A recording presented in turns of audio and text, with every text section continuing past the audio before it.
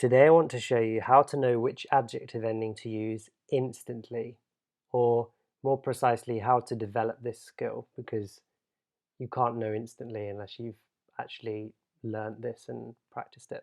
But I'm going to show you how to develop this skill. So in German, unlike in English, adjectives take endings depending on the gender of the noun, whether it's plural or singular, whether there's an article in front of it, and what case it's in.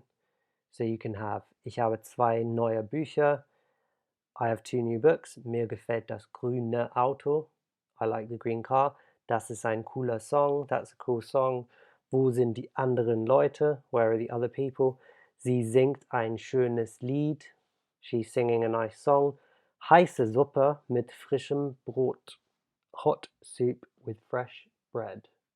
So how do people actually know this? Well, you could use the hard way, which is to learn all of this and think it through as you're speaking and work out which ending to use, but that's obviously completely impractical because when you're speaking, you want to speak quickly. You want to know which ending to use immediately. You don't have time to think this through and it's difficult to remember, you get confused, etc., etc. So yeah, forget that. Forget the hard way. Or you can use the natural way. German speakers know the right adjective ending instantly. When they're speaking, they don't have to think, do I add an N here? Do I add an E here? They just know it immediately. How do they do it? I'm going to tell you the answer. Firstly, they feel the determining factors. I'm going to tell you what that is later on. Secondly, they use shortcuts and patterns. And thirdly, they practice until it becomes unconscious. Once you figure out which adjective ending to use in a certain context, and you keep doing it over and over and over again, eventually your brain will just know which one to use. So that's what we want to ultimately achieve.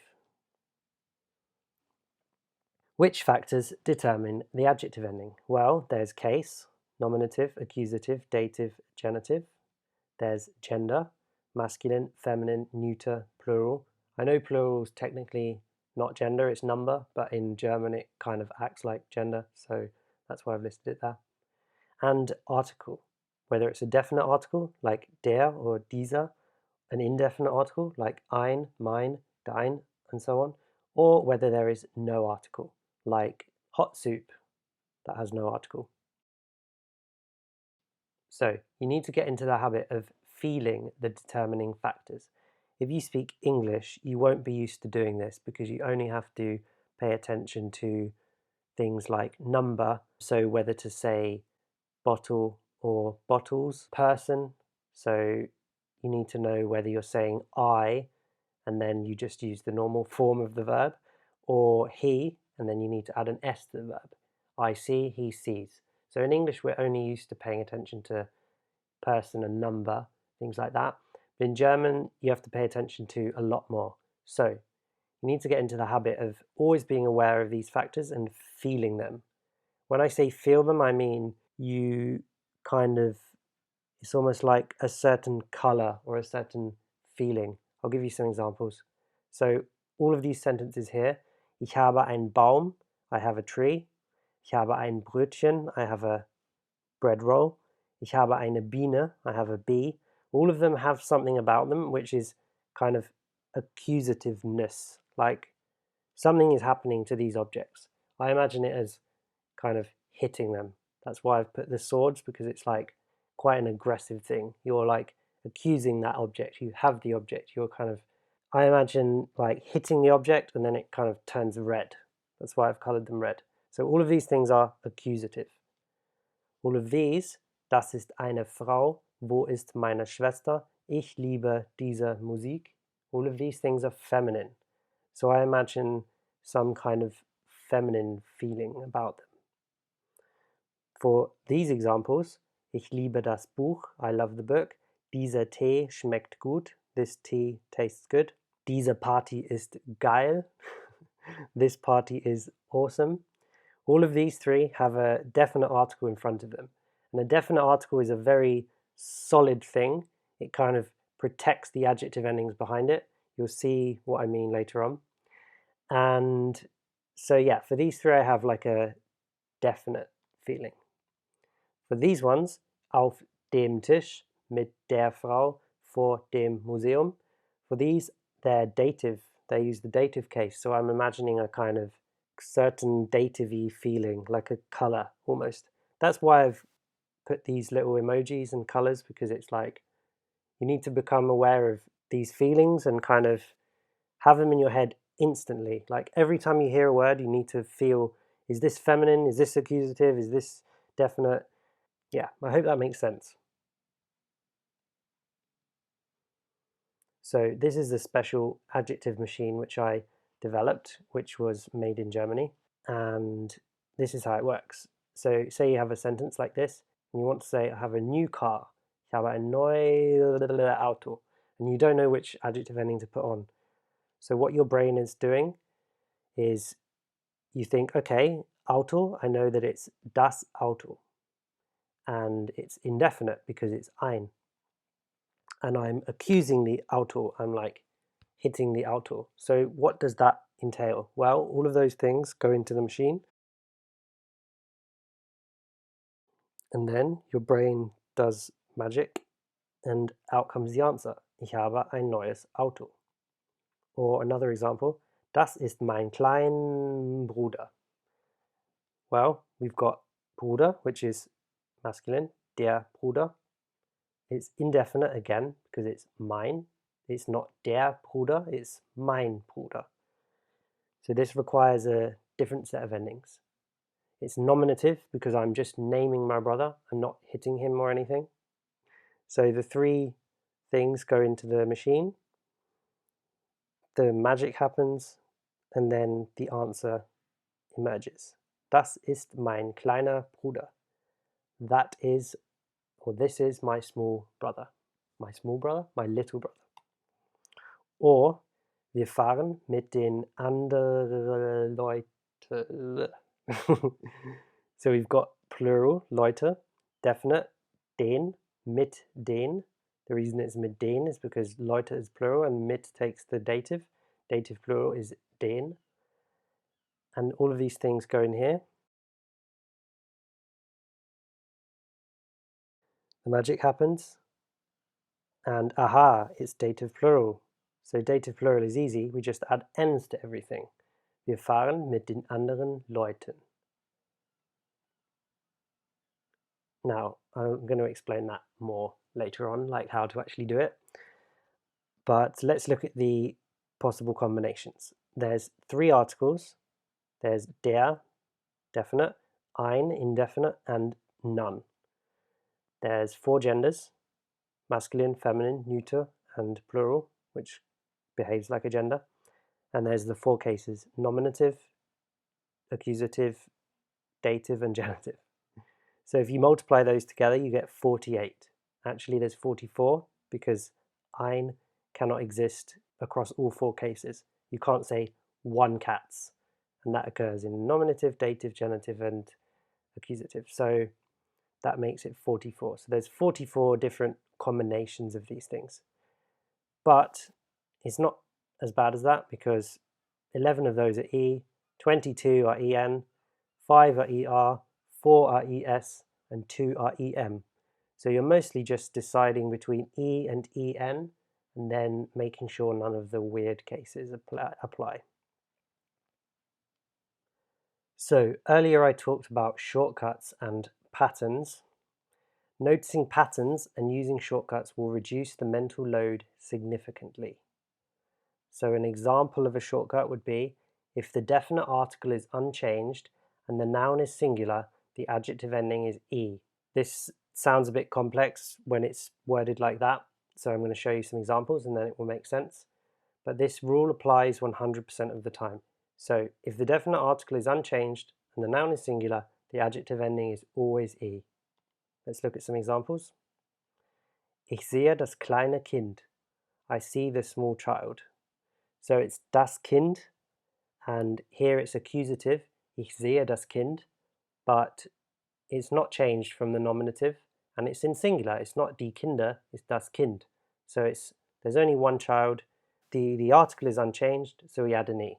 Ich sehe das kleine Kind. So now we've got the next example, die Frau. Das ist die andere Frau. It's feminine in this case, but it's still singular. Die Frau is not die Frauen, and it's unchanged from the nominative form. In fact, it is the nominative form here. Das ist die Frau. Das ist die andere Frau.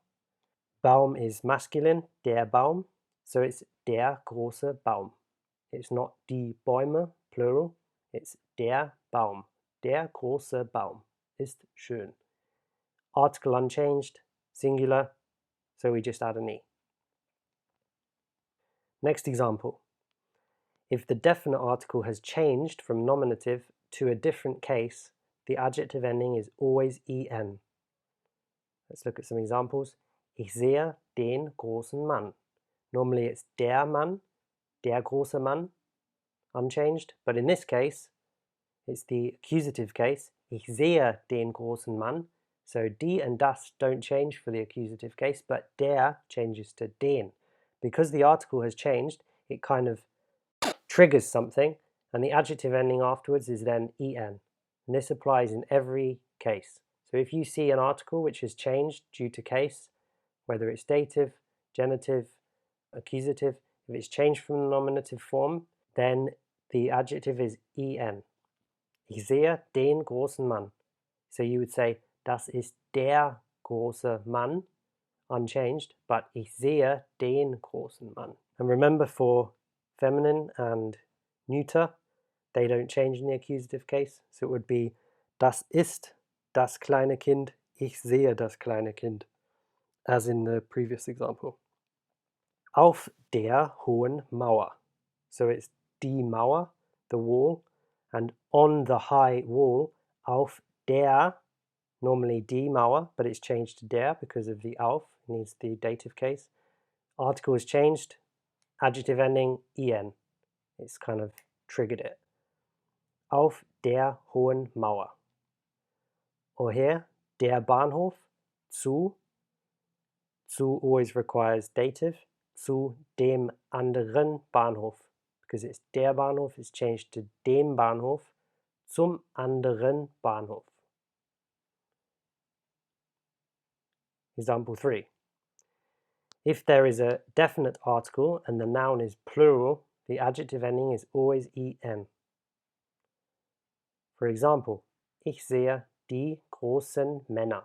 Die Männer is plural, so you know that the adjective ending is en. Definite article, plural, adjective ending is en. Ich sehe die großen Männer. This applies for all cases, so it would be die großen Männer sind hier. Ich sehe die großen Männer. Mit den anderen Sachen. So here it's dative plural, but all that we're looking at here is the fact that it's plural and that there is a definite article. Mit den anderen Sachen. Die Filme, so it's der Film, singular, die Filme, plural, and because it's plural and there's a definite article, die neuen Filme sind gut. Next shortcut, if there is just an adjective and a noun but no article, for example, hot soup, heiße Suppe, the adjective takes the form that the definite article would normally take. And note the exception. So, ich habe großen Respekt vor dir. So it's der Respekt. Ich habe den Respekt, but there's no article in this case, it's just I have great respect. Ich habe großen Respekt vor dir. Or this one, popcorn is neuter, das Popcorn. So salty popcorn is salziges Popcorn. Because there's no article, the adjective takes the ending that the article would usually have. Das Popcorn, salziges Popcorn. But if you wanted to say the salty popcorn, you would say das salzige Popcorn. Because then it's singular, das Popcorn, and it's unchanged. Das salzige Popcorn. But then, if I were to say with the salty popcorn, then the other rule applies. because the article is changed from das to dem, and then the adjective ending would be en. Mit dem salzigen Popcorn, das salzige Popcorn, salziges Popcorn. Ich lese interessante Bücher. So it's plural, die Bücher. There is no article in this case, so the adjective takes the ending that the article would have. In this case, it would be die. Ich lese die Bücher. Ich lese interessante Bücher. But if there were an article, ich lese die Bücher, it would be ich lese die interessanten Bücher, because then it's plural, so the other rule applies, and we use en. But here it's ich lese interessante Bücher. And this is the exception I was telling you about.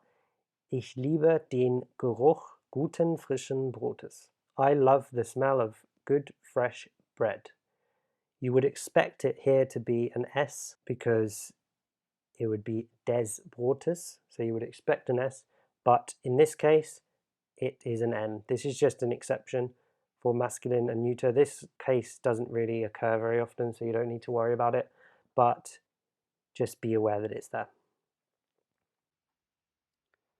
So, I hope that was helpful for you. Thanks for watching, and if you want more content like this, then check out my website, learngerman.io, where I've got a lot of articles about how to learn German efficiently. You can follow me on Instagram, or you can leave a comment and I'll try to answer any questions you might have. And in the next video, I'm going to give you 44 examples for every single context of adjective ending and explain the thought process behind it. So I'll upload that one soon, and I hope it helps you. Thanks.